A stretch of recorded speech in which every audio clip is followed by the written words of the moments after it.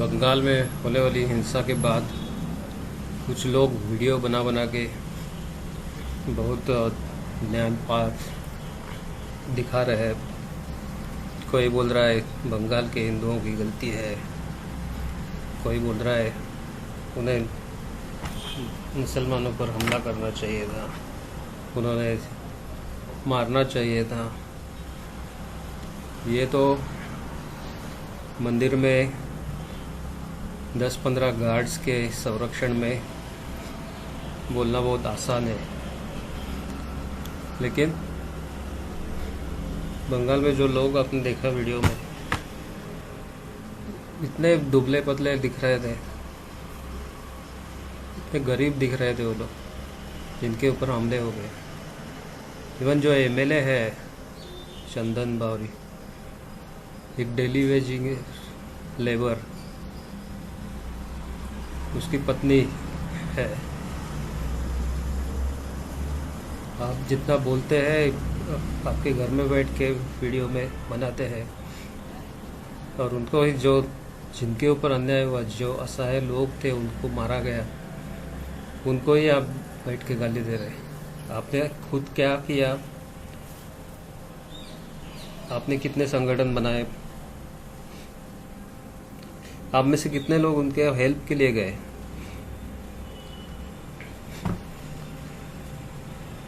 और आप ऊपर से कहते हैं बहुत सारे लोग तो सत्ताएं कुछ नहीं करेगी, आपको जो करना है वो। तो सत्ताएं किस लिए? 800 करोड़ के प्लेन लेने के लिए सत्ता है? 1 लाख का सूट पहन के घूमने के लिए है? इलेक्शन के पहले लोग बोलते हैं एक भी नागरिक की हत्या हो गई, एक के नागरिक को दुख पहुंचा तो मुझे पत्थर मारो। इलेक्शन के बाद उसका आवाज़ गायब हो जाता है।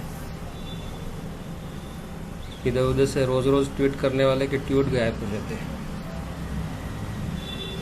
उसके बारे में कहने की तो आपके पास हिम्मत नहीं है। उसके बारे में तो आप मास्टर स्ट्रोक कहते हैं, उसने कुछ भी किया तो। अब कहाँ गए उसके मास्टर स्ट्रोक?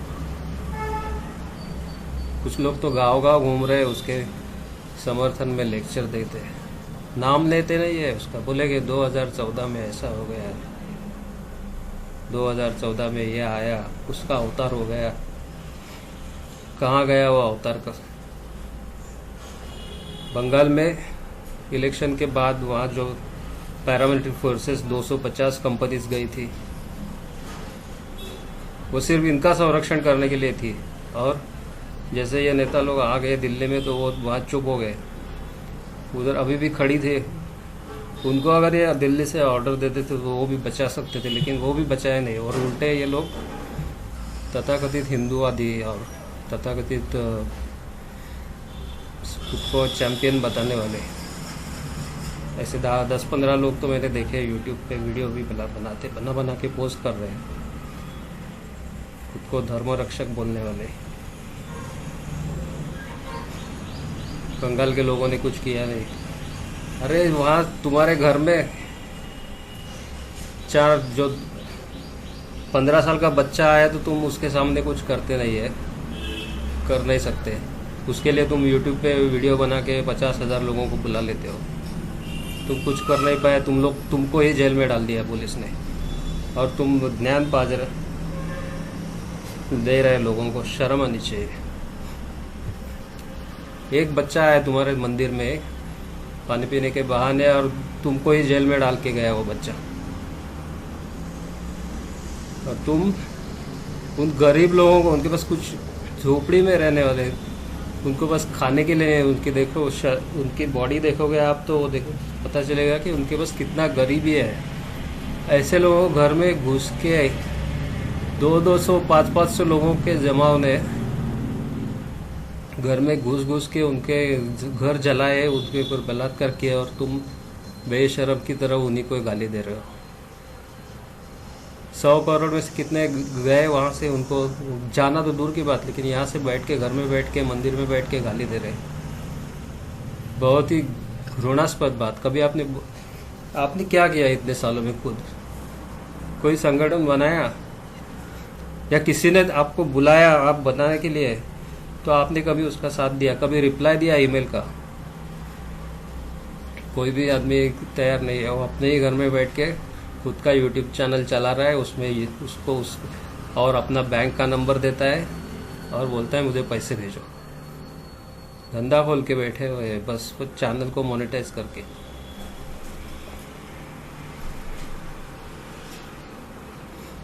तो देखो, और ऊपर से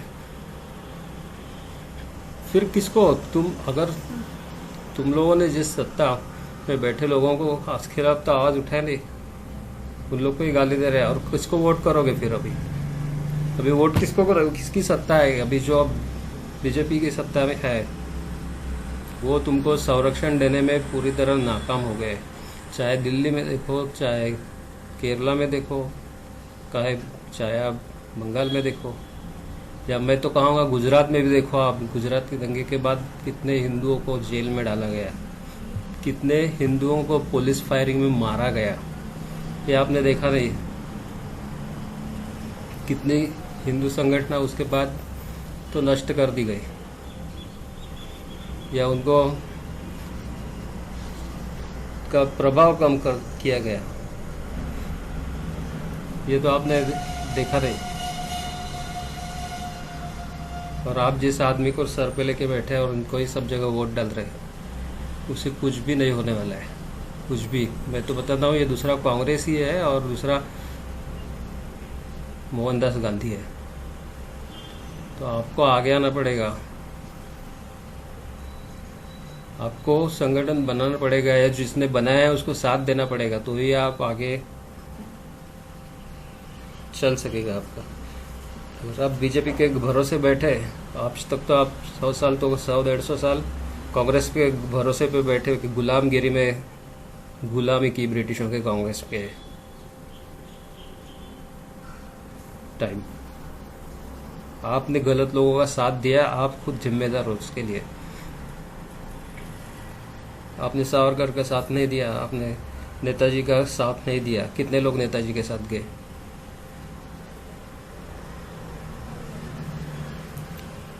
बहुत कम, बहुत कम, 60-70 हज़ार, 35 करोड़ में से। तो आप क्यों इसलिए गुलाम है? क्योंकि आप गलत आदमी का साथ दे रहे हैं। देखो,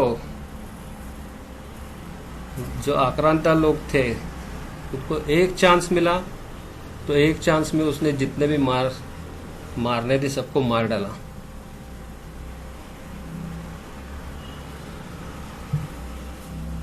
पृथ्वीराज और घोरी देखो, घोरी को 17 चांस में, पृथ्वीराज को 17 बार चांस मिला, घोरी को एक बार चांस मिला, तो एक ही चांस में उसने पृथ्वीराज के पूरा सबको मिटा दिया, मार दिया। राजा दाहिर, उसको 15 चांस मिले, लेकिन 15 चांस वो क्या करता रहा? वही किया जो अभी मोदी कर रहा है। और जिस टाइम वो बिन कासिम जो आया था, उसको एक ही चांस मिला, तो एक ही चांस में उसने राजा दाहिर को ही मार डाला। यही होता रहा पूरा। अगर उन लोग को, आक्रांताओं को एक चांस मिलता था, तो इन लोग को, हमारे लोगों को, राजाओं को 70 चांस मिलते थे या 100 चांस मिलते थे। लेकिन वो जब उनको एक चांस में वो पूरा, वो राजा को जिंदा नहीं छोड़ देते। पूरा राजा तो छोड़ो, प्रजा और राजा दोनों का ही पूरा निपट लेते थे एक चांस में। एक ही बार उनको युद्ध में विजय मिलने की, वो क्या करते थे आक्रांता लोग? आने वाले ट्राई करते रहते थे 10 बार, 15 बार, 25 बार। उनको मालूम था एक बार तो मिलेगा चांस कैसे भी करके। ज़्यादा तो बार हमारे इधर के लोग फितूरी करते थे। जिस दिन चांस मिलता था वो पूरा प्रजा और राजा को, सैकड़ों के, हजारों के, लाखों को लोगों को मार डालते थे। अभी 1000 साल के बाद ये मोदी को चांस मिला, तुम लोगों ने वोट किया उसको, तो आपको समझ में आना चाहिए कि क्या उसका प्लान है, क्या वो कर रहा है। उसने तो 2500 स्कीम्स शुरू कर दिए है आक्रांताओं के लिए। मदरसे खोल दिए, मदरसे खोले हुए पहले थे, उसको ग्रांट शुरू कर दिए, मस्जिदों को ग्रांट शुरू कर दिए, मौला मुल्ला को पेंशन सैलरी। तुम्हारे लिए क्या किया? सिर्फ तुम्हारे लिए वो फोटो पोस्ट करता है, किसी मंदिर में जाता है वहां से फोटो पोस्ट करता है, किसी गुफा में जाता है वहां से फोटो पोस्ट करता है, नवरात्रि का शुभकामना देता है, इतना ही करता है, और उससे तुम खुश होके होके उसको शेयर करते हो 50 बार।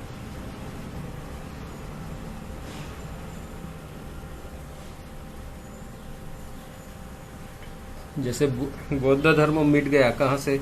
सेंट्रल एशिया से, अफगानिस्तान से, पाकिस्तान में से, भारत में से यूनिवर्सिटीज, बुद्धिस्ट यूनिवर्सिटीज, मठ सब जलाए गए। लोग बोलते क्यों बौद्ध धर्म भारत में नहीं है? आक्रांता ने उसको नष्ट कर दिया। भारत में ही नहीं, सेंट्रल एशिया में सभी कंट्रीज में पहले बौद्धिस्ट धर्म फैला हुआ था। अफगानिस्तान पूरा बौद्धिस्ट था, बलूचिस्तान में बौद्ध धर्म था। वही अभी होते होते तुम्हारे भारत में भी वही हाल होने वाला है। तुम लोग सोचते हैं मोदी मोदी मोदी, उसका बेसिक जिम्मेदारी है, बेसिक क्या आ रहे, एक जानवर भी दूसरे जानवर के बचाने के लिए आगे आता है। जो आप अगर कोई वाइल्ड लाइफ चैनल पर देखोगे, वहाँ बहुत सारे ऐसे, यूट्यूब पे ही देखोगे, ऐसे बहुत सारे वीडियोस देखे कि जहाँ एक जानवर दूसरे जानवर की जान बचाने के लिए आगे आता है। लेकिन ये प्राइम मिनिस्टर बन के बैठा है दिल्ली में। दिल्ली बंगाल में पैरामिलिट्री फोर्सेस की 250 कंपनीज उसी टाइम वक्त थी, मौजूद थी।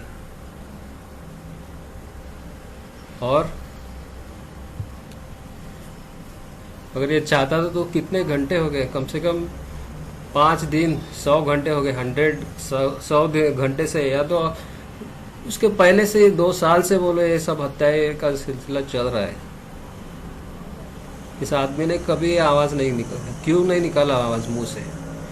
क्योंकि उसको लगता है कि उससे मुसलमान नाराज हो जाएंगे अगर संरक्षण दिया तो।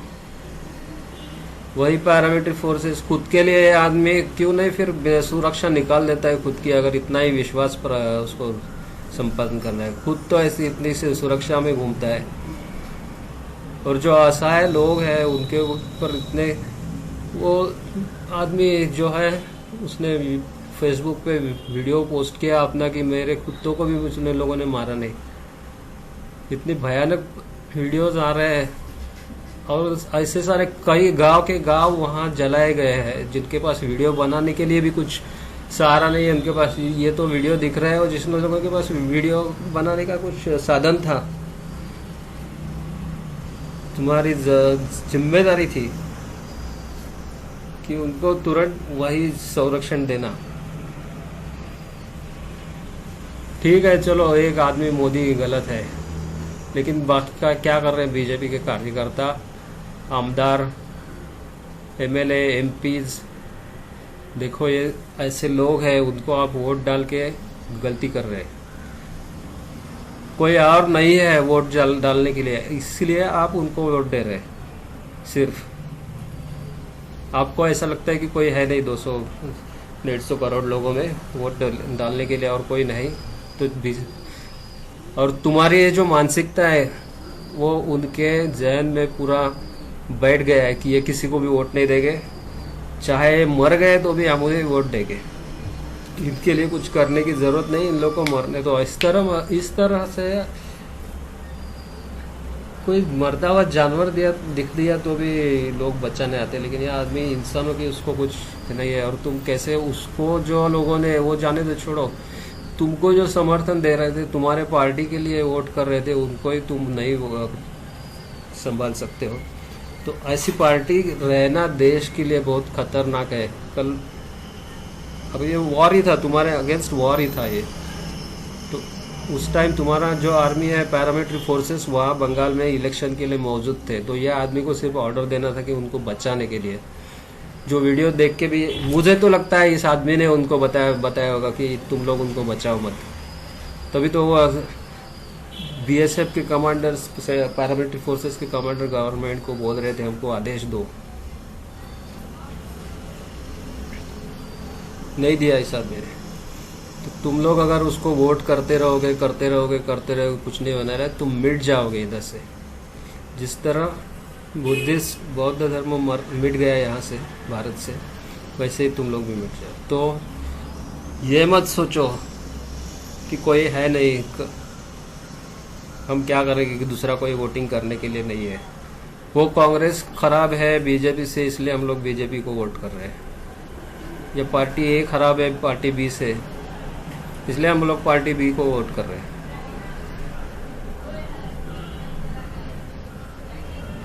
तो ये बहुत ही गलत कर रहे हो तुम लोग।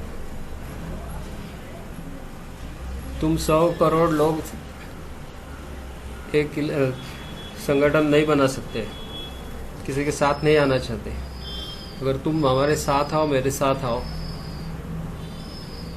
इसके लिए मैं तुमको ये नहीं बोल रहा हूँ कि तुमको तलवार लेके आना है, गन लेके आना है, किसी मारकाट करनी है, ये नहीं बोल रहा हूँ। तुम लोग सिर्फ हफ्ते में 1 घंटा भी देने के लिए तैयार हो तो भी आप सब लोग इस झंझट से बाहर आ सकते हो। तब तुम लोग बंगाल में होने के लिए ज़रूरत नहीं है, दिल्ली में भी या उत्तराखंड में भी या साउथ में भी कितने केसेस ऐसे रोज आते हैं कि तुम्हारे घर में लोग घुस के तुमको मारते हैं, बलात्कार करते हैं और भाग जाते हैं। और क्या सूटकेस में बैठ के, अभी जो आदमी ने सूटकेस में भर के मर्डर किया था, मर्डर करके सूटकेस में भर के फेंक दिया था, वो आदमी अभी लखनऊ के कोर्ट से बेल लेके बाहर आया है। क्यों तुम्हारा सिस्टम भी, जो लोग अभी बैठे वो करप्ट है। कैसे बाहर आया वो? और एक गरीब आदमी कैसे अंदर पड़ा रहता है एक छोटा सा मामूली गुनाह के लिए? आप सोचे कैसे होता है वो? जिसने मर्डर किया वो बाहर घूम रहा है, और जिसके पास पैसे नहीं है, ऐसा गरीब है, उसने कुछ मामूली क्राइम किया है, वो जिंदगी के बहुत सारे साल जेल में बैठ के गुजर रहा है। क्यों? क्योंकि तुम्हारा जो सिस्टम है, तुम लोग जिसको वोट करते हैं वो लोग करप्ट है।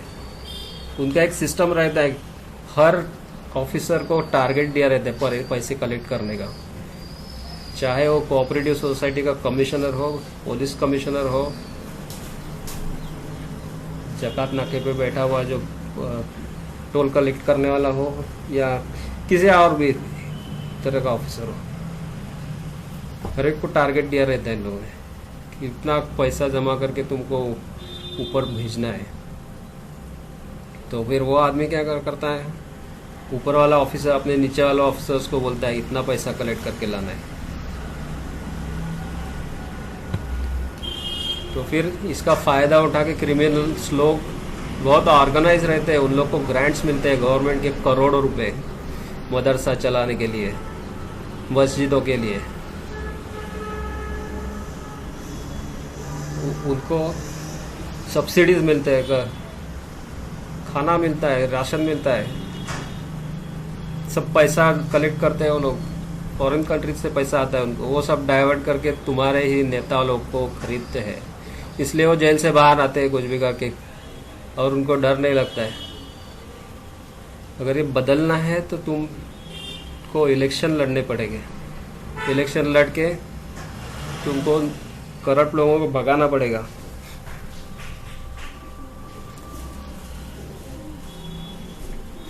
ऐसा नहीं तुम डायरेक्टली या एक ही दिन में एमएलए या एमपी बन जाओगे। आपको स्टार्ट 5 साल में तो ये आप कर सकते हैं सब। अगर हम लोग एक साथ आए तो ये हम लोग कर सकते हैं। आपको इतना ही करना है, आपके वार्ड में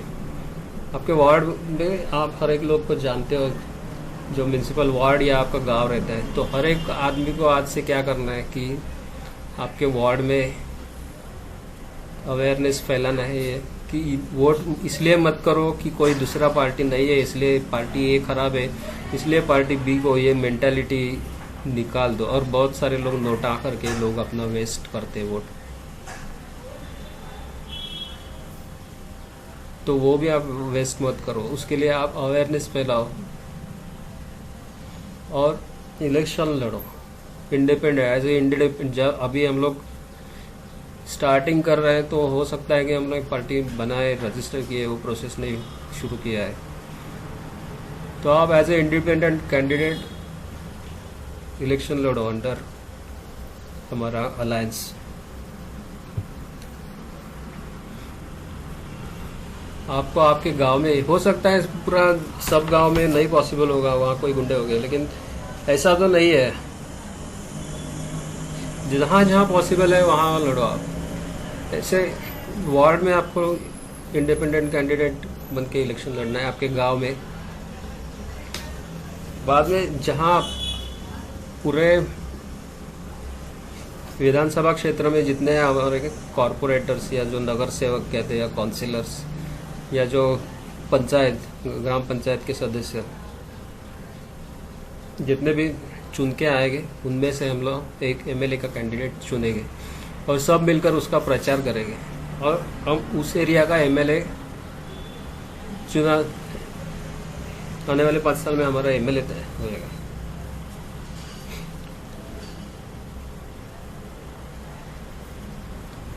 और सभी लोग मिलके हम पूरा एरिया में जितना भी पार्लियामेंट्री सीट रहेगा उतना एरिया में जितने भी हमारे जो कॉरपोरेटर्स चुन के आए रहेंगे, एमएलए चुन के आए रहेंगे या कॉरपोरेटर्स तो फर्स्ट टाइम,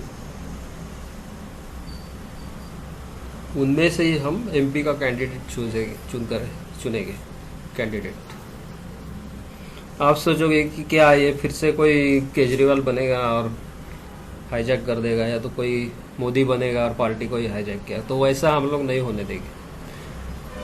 हमारा हर कैंडिडेट हम लोग ग्राउंड लेवल जो वार्ड लेवल जो वॉलंटियर्स है वो चूज करेंगे, सिलेक्ट करेंगे। और हम लोग नगर सेवक या काउंसिलर या कॉर्पोरेटर या जो ग्राम पंचायत का अध्यक्ष या सदस्य उनको जो सिलेक्ट करेंगे कैंडिडेट, और वही कैंडिडेट्स जो सिलेक्ट होकर आएंगे वो लोग जो जीतेंगे इलेक्शन में, उनमें से ही हम लोग फिर से इलेक्शन से उन्हीं कैंडिडेट में से वो कैंडिडेट सिलेक्ट करेंगे किसको, एमएलए के लिए या एमपी के लिए। तो अगर आप ये करोगे, साथ दोगे, तो आने वाले 5 साल में आपको जनता का राज इस देश में आएगा। नहीं तो आप यही झेलते रहोगे। आने वाले 50 साल में पार्टी बी का राज झेलते रहोगे। वो पार्टी ए साल में 70 साल या 150 साल जब भी वो पार्टी ए स्थापन हो गई थी, तभी से वो लोग मिले हुए थे ब्रिटिश लोगों को और सिर्फ नौटंकी कर रहे थे। वही आज अभी पार्टी ए गायब हो गए तो पार्टी बी वाले वही करेंगे।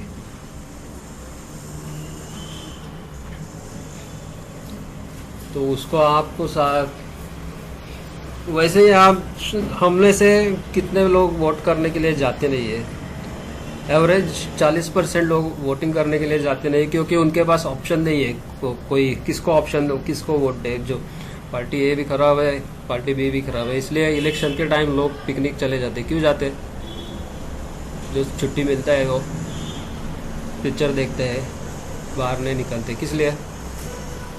क्योंकि उनको मालूम है कि अभी किसी ये टाइम क्यों ख़राब करना है कि ये जो दोनों पार्टी चोरी है, तो हम लोग वोट नहीं करते।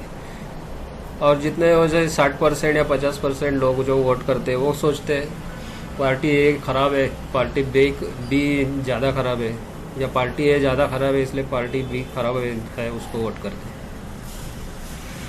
या तो कुछ सोचते हैं, वैसे भी तो कुछ मिलने वाला नहीं है 5 साल के बाद। अभी तो इसलिए अभी 5 साल में कुछ मिलने वाला नहीं है। अभी जो 500 रुपये मिल रहा है, चलो वही लेते हैं। क्यों ये सब हो गया? क्योंकि अपने पास ऑप्शन ही नहीं है। 100 करोड़ लोग, हम लोगों ने कभी सोचा ही नहीं कि हमको इलेक्शन लड़ना है। हम बोलेंगे नहीं नहीं, हमको नेता नहीं बनना है। अरे तुम अगर नहीं बनोगे, तुम अगर इलेक्शन नहीं लड़ोगे तो तुम चोर लोग इलेक्शन लड़ेंगे और जीत के भी आएंगे और तुम्हारे ऊपर राज करते रहेंगे अगर तुम इलेक्शन नहीं लड़ना चाहते। या डिफ़िकल्ट है, ये काम नहीं है हमारा, हम सिर्फ यूट्यूब पर वीडियो देखते रहेंगे और वीडियो बना के पोस्ट करते रहेंगे, तो उससे कुछ नहीं होने वाला है। आप इतना तो आप कर ही सकते हैं। आपके गांव में तो, गांव छोड़ा, आपके वार्ड में तो आप इलेक्शन लड़ ही रख सकते हैं आप में से, तो आप आगे आओ। पूरा देश में ऐसा सिचुएशन नहीं है कि सब जगह आपको कुछ मारने आएंगे। अगर हम लोग के पास पूरा देश में थोड़े जगह भी हमारा रिप्रेजेंटेशन रहेगा तो हम धीरे धीरे आने वाले 4-5 साल में वो बढ़ा सकते हैं। तो लेकिन हम लोग को शुरू करना चाहिए। अगर आप बोलोगे कि नहीं ये मेरा काम नहीं है, मैं नेता नहीं बनूंगा या मैं इलेक्शन नहीं लड़ूंगा, तो तुम अगर ये सोचते रहोगे तो दूसरा लड़ेगा, तुम नहीं लड़ोगे तो दूसरा लड़ेगा और जीत के भी आएगा। अगर वो तुम लोग वोट नहीं भी करोगे तो भी वो खुद के लोगों का ही वोट से जीत के आएगा और तुमको लूटता रहेगा। तुम्हारे ऊपर तुम अभी तो ये सब बदलना है तो आपको आगे आना होगा। आप बहुत सारे लोग यूट्यूब पर वीडियो देखे, क्या आप वीडियो बनाते हैं? बहुत सारे लोग मैंने देखे यूट्यूब पे या इंटरव्यू देते हैं और बोलते हैं हिंदुओं को आगे आना होगा, तलवार लेनी होगी, हाथ में शस्त्र लेना होगा, ऐसा करना पड़ेगा, वैसा करना होगा। तो उससे कुछ नहीं होगा। वो शस्त्र लोगे और आप आगे आओगे तो आपको क्या होएगा? आपको अगर आप सोचो, अभी बंगाल में का ही मैं आपको एग्जांपल देता हूँ। अगर वहाँ के हिंदू या जो विक्टिम्स थे, अगर वो आगे आते थे तो उसी टाइम तब ये चुप नहीं बैठता था ये आदमी। मौनी बाबा, मनमोहन सिंह के बाद ये तो मौनी बाबा ही है दूसरा। वो चुप नहीं बैठता था, तुरंत पैरामिलिट्री फोर्सेस भेज के विक्टिमों को ही मरवा देता था, जैसे उसने गुजरात में किया। गुजरात में क्या क्यों होगा? क्योंकि ये आदमी पहले जो सत्ता में आया था तो वो नया नया था, फर्स्ट टाइम आया था और उसका कोई कॉन्टैक्ट्स वगैरह नहीं था इमीडिएटली, या उसने संभाल नहीं लिया था कमांड, तो उतना टाइम में वो हो गया वहाँ इसे। और लेकिन जैसा इसने सत्ता संभाला था वैसे इसने जो विक्टिम थे उनको ही पुलिस फायरिंग में मरवाना शुरू किया और उसके बाद बहुत लोगों को जेल में डाला, उनको केसेस किए, ये सब किया इस आदमी ने। तो ये मत सोचो कि तुम लोग जैसे कुछ बाबा लोग बोल रहे हैं या कुछ सफ़ेद बाल वाले लोग बोल रहे हैं कि तुम संगठन बनाओ और हाथ निकलो, तो उससे कुछ नहीं होने लगा। इस देश में बहुत लोगों ने संगठन बनाए उस टाइप के, तलवार लेके और बंदूकें लेके, सबको निपटाया गया, एक भी नहीं जिंदा बचा। अगर इसलिए आपको डेमोक्रेसी से ही चलना है, अगर चलना है तो। समझ में आए? जो सफ़ेद बाल वाला और वो जो बाबा बोलता है कि तुम लोग शस्त्र उठाओ, शस्त्र उठाने वाले बहुत लोग इधर आज पैदा हो गए। क्या हो गया उनका? आप देखो भारत के अभी पिछले 70-30-50 साल में आर्मी भेज के तुमको मारा जाएगा और कभी भी तुम सत्ता में नहीं आओगे और फिर झेलते रहोगे। तो तुमको इलेक्शन लड़ना है। इलेक्शन लड़ने के लिए मैं ये नहीं बोलता है कि तुम डायरेक्टली एमपी का इलेक्शन लड़ो या हम लोग डायरेक्ट एमएलए बनेंगे। आपको पहले आप आपके वार्ड के लोगों के, हर आपके वार्ड में जिधर आप रहते हैं या जिस गांव में रहते हैं वहाँ आप 4-5 लोगों का, 10-15 जितने लोगों का अवेयरनेस करा के ग्रुप बनाओ वॉलंटियर्स का, और आप लोगों में से एक को आप कैंडिडेट चुनाओ नगर परिषद के वार्ड के लिए और ग्राम पंचायत के वार्ड के लिए या वो ग्राम पंचायत के लिए, और आप वहाँ चुन के आओ पहले। तो आप में से जितने भी लोग चुन के आएंगे तो उनमें से ही हम लोग एक एमएलए का कैंडिडेट करेंगे, बाकी सब लोग उसका प्रचार करेंगे और उसको जिता देंगे। और फिर से मैं बता दूँ, यहाँ से फिर से हम लोग कोई केजरीवाल या कोई मोदी पैदा नहीं करेंगे कि जो पूरा सिस्टम को और पूरा जो ऑर्गेनाइजेशन है उसको ही हाईजैक कर ले और अपने आदमी होगा वहाँ से उसको। तो ये पूरा डेमोक्रेटिक ऑर्गेनाइजेशन रहेगा। डेमोक्रेटिक मीन्स यहाँ जो ग्राउंड वॉलंटियर है ग्राउंड वार्ड लेवल में वही बॉस हो गए या वही सिलेक्ट करेंगे कैंडिडेट। फिर बाद में इलेक्ट हो गए हुए नगर सेवक और जो ग्राम पंचायत के जो भी से इलेक्ट हो गए हैं, वो लोग एमएलए का कैंडिडेट सिलेक्ट करेंगे। हमारे साथ कोई पार्टी जुड़ना चाहती है वो जुड़ सकते हैं, कोई इंडिपेंडेंट कैंडिडेट। अभी तो इंडिपेंडेंट स्टार्टिंग में हम लोग को एज ए इंडिपेंडेंट कैंडिडेट ही लड़ना होगा। जैसे ही हम लोग कुछ कैंडिडेट्स होने, हमारे को थोड़ा हमारा संगठन बड़ा होने के बाद हम लोग रजिस्टर करेंगे इसे एज अ पॉलिटिकल पार्टी।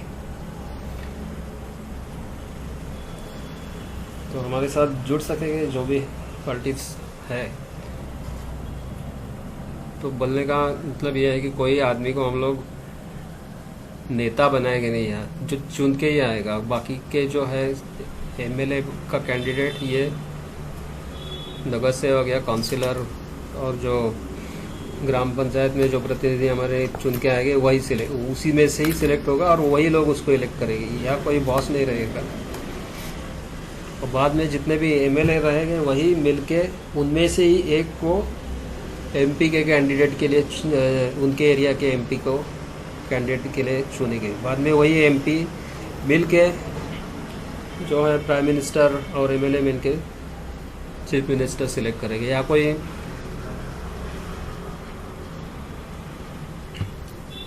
आदमी, हर आदमी चुना हुआ ही आएगा। यहाँ कोई बैठा नहीं रहेगा 5-5, 10-10 साल जैसे बाकी पार्टी में देख रहे हैं कि वही का वही आदमी चला रहा है। बाकी जो उसके अगेंस्ट बोलेगा या जो कुछ सवाल करेगा उसको पार्टी से निकाल दिया या उसका आवाज़ ही बंद कर दिया। ये नहीं होना चाहिए।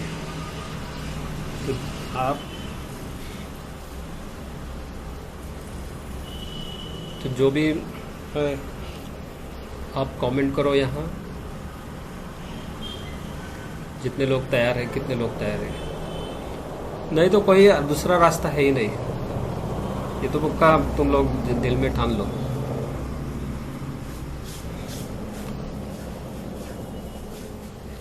अभी तुमको टाइम है, क्योंकि अभी तुम इलेक्शन जीत सकते हो अगर एक हो गए तो। और कुछ साल के बाद उनका पॉपुलेशन ज़्यादा हो जाएगा और हमारे में से कुछ गद्दार उसमें शामिल हो जाएंगे, तो फिर तुम इलेक्शन भी नहीं जीत पाओगे। और उस एक दिन वो जिस दिन वो लोग इलेक्शन जीतेंगे ना, तो वो लोग कुछ भी संविधान वगैरह का बात भी भूल जाओ। फिर वहाँ शरिया आ जाएगा और सब तुम लोग काट दिया जाएगा, जैसे पाकिस्तान बांग्लादेश में हो, अफगानिस्तान, सीरिया। तो उस टाइम तो तुम भूल ही जाओ, संविधान वगैरह तो कुछ रहेगा नहीं। तो अभी थोड़ा इलेक्शन जीत के अभी आप कर सकते हैं। और आप तो सिविल वॉर करके वो सब फालतू बात है। सिविल वॉर करके वहाँ सालों साल चल रहा है सिविल वॉर, अब तक कोई वहाँ सिविल वॉर जीता नहीं है। कितने साल हो गए वहाँ मिडल ईस्ट में सिविल वॉर चल रहा है। अफगानिस्तान में चल रहा है सिविल वॉर, अभी भी चल ही रहा है वो। तो इसलिए तुम लोग को जो लोग सिविल वॉर की बातें बोल रहे हैं वो सब बकवास है, उससे कुछ नहीं होने वाला है। जहाँ भी सिविल वॉर जिस भी कंट्री में होता है, वहाँ कॉन्गो में चल रहा है। बहुत सारे देशों का कुछ आता भी नहीं है, न्यूज़ में आपको मालूम भी नहीं रहता है। तो नाइजीरिया में रोज़ काटे जाते हैं लोग, बहुत सारे अफ्रीकन कंट्रीज में चल रहा है। तो इसलिए वो आप दिमाग से निकाल दो, ऐसा कोई सिविल वॉर करके आप जीत पाओगे। तो अभी आपको सीधा जो है इलेक्शन जीत के आपको काम करना है। जब ये आपको आर्मी, पुलिस, पैरामिलिट्री फोर्सेस ये आपको मदद में रहेंगे। अगर आप सिविल वॉर करना चाहें तो आपको डबल उधर से पैरामिलिट्री फोर्सेस आएंगे आपके अगेंस्ट, आर्मी आपके अगेंस्ट आएगी और अपोजिट पार्टी वाले लोग भी आपको आके मारेंगे। वो तीन हो गए। और पुलिस तो है ही, ये 4 लोगों के साथ आपको युद्ध लड़ना पड़ेगा। लेकिन आप इलेक्शन लड़ के आओगे तो आप एमपी, एमएलए बन के आपका प्राइम मिनिस्टर खुद चूज करोगे, इलेक्ट करोगे, तो आपके कंट्रोल में सभी कुछ होगा। और आप देखो दुनिया में जितने भी लीस्ट क्राइमलेस कंट्रीज है, उसका इंडेक्स मैंने देखा तो उसमें कतर, ओमान, यूएई ये कंट्रीज है। वहाँ हमारे लोग माइनॉरिटी में है, लेकिन क्राइम नहीं होते हैं हमारे लोगों के अगेंस्ट। क्यों? क्योंकि वहाँ का गवर्नमेंट स्ट्रांग है, करने ही नहीं देते। अगर कोई किसी आके दंगे कर रहा है, कोई किसी को मार रहा है, ये तो वहाँ है ही नहीं। मैंने देखा टॉप 3-4 कंट्रीज में ये 3 कंट्रीज है। सेफ इंडेक्स में भी वो कंट्रीज आगे हैं। क्योंकि वहाँ किसी को लूटना, किसी का बलात्कार करना और धर्म परिवर्तन करना, लव जिहाद, किसी टाइप का जिहाद करना, ये सब है नहीं वहाँ का मदरसे वगैरह टाइप सिस्टम है नहीं वहाँ। जो भी है जो सब गवर्नमेंट कंट्रोल करती है। मुल्ले वगैरह है नहीं वो कंट्रीज में। मुसलमान कंट्रीज है वो, अरब कंट्रीज है। दुनिया के सभी देशों के लोग वो दुबई, कतार, ओमान में रहते हैं क्योंकि वहाँ स्ट्रांग गवर्नमेंट है। वो ऐसे मोदी जैसे नहीं तुष्टीकरण में लगे हुए हैं। तो पहले हमको तुष्टीकरण जो है वो ख़त्म करना पड़ेगा। तो आप साथ दो, साथ आओ। जितने लोग आना चाहते हैं वो आपका कमेंट करो, आपका नाम पता गाँव, हम लोग संगठन बढ़ाएंगे। उसके लिए हमको अभी टाइम है, 1-2 साल में आप बढ़ा सकते हैं जहाँ भी है। लेकिन एक बार ये टाइम चला गया आपके पास तो आप माइनॉरिटी में हो जाओगे। माइनॉरिटी में होने की ज़रूरत नहीं है आपको। थोड़ा सा उनका पॉपुलेशन और बढ़ गया है ना, हमारे में से बहुत सारे लोग उनमें शामिल हैं। वो इलेक्शन जीतेंगे। एक बार वो इलेक्शन जीत गए, अभी देखो, अभी कोई भी प्राइम मिनिस्टर, चीफ मिनिस्टर या उस बात के लिए मिनिस्टर भी छोड़ो, मिनिस्टर मुसलमान नहीं है।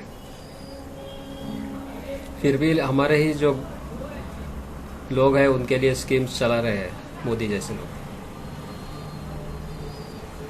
लेकिन ये सिचुएशन अभी नहीं रह गया। और कुछ साल के बाद, क्या होएगा मालूम है क्या?